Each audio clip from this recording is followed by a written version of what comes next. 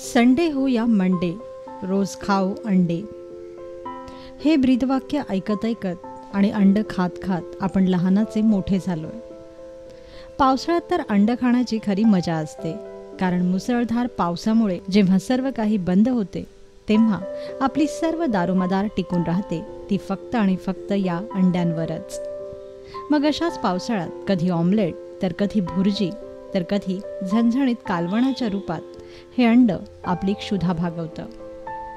रस्सा, कालवण आणि पाऊस या सदरात आज आपण बनवणार आहोत झणझणीत असं अंड्याचं कालवण.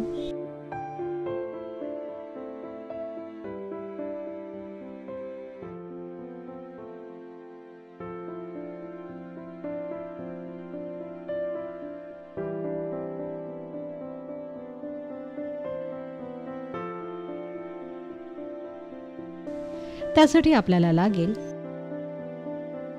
अंडी, 2 मोठे कांदे, 4 ते 5 सुक्या खोबऱ्याचे काप, 5 ते 6 लसणाच्या पाकळ्या, अर्धा इंच आलं, 1 टोमॅटो,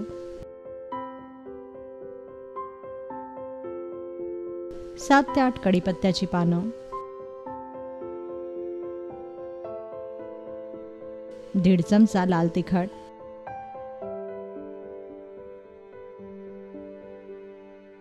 1 चमचा हळद, चवीपुरतं मीठ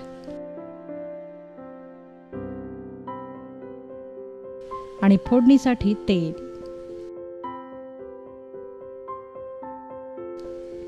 सर्वप्रथम मीठ घालून अंडी उकडायला ठेवा. यानंतर लोखंडी तव्यात थोडंसं तेल तापवून त्यात एक उभा चिरलेला कांदा व खोबऱ्याचे काप भाजून घ्या.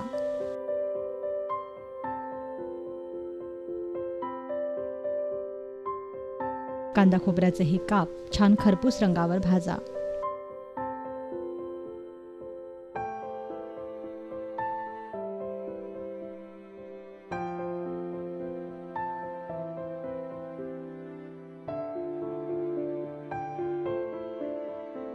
आता भाजलेले हे काप ब्लेंडरमध्ये काढून घ्या आणि यात आलं व लसूण मिसळून थोडंसं पाणी घालून याचं बारीक असं वाटण तयार करून घ्या.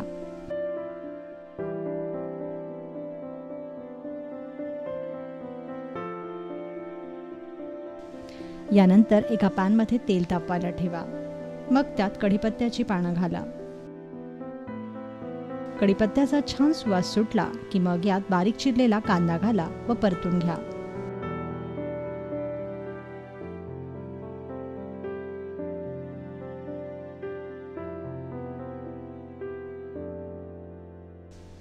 नंतर यात चिरलेला टोमॅटो घाला व परता.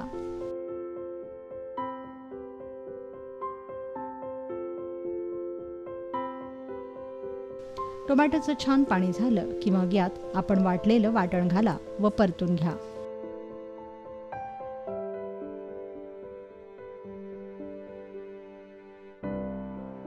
आता यात हळद आणि लाल तिखट घाला.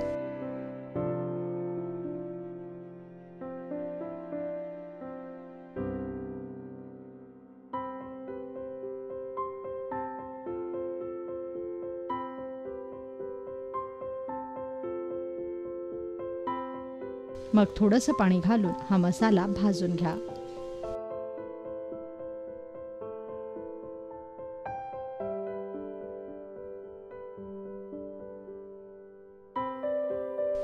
या मसाल्याला तेल सुटेपर्यंत भाजत राहायचंय.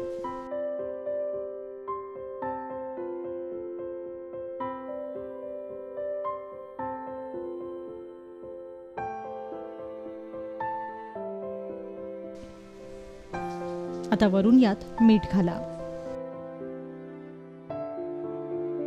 मसाला भाजेपर्यंत उकडलेली अंडी सोलून घ्या.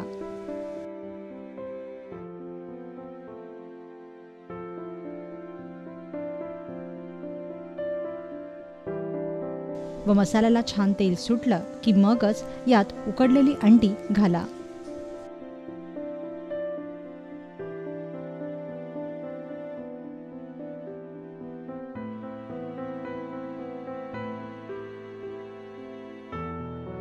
आणि आपल्याला जितका रस्सा हवा आहे तितकं यात पाणी वाढवा.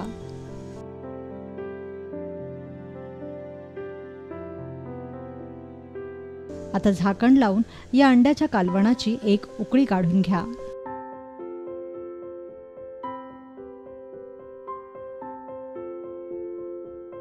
तयार झालं अंड्याचं कालवण.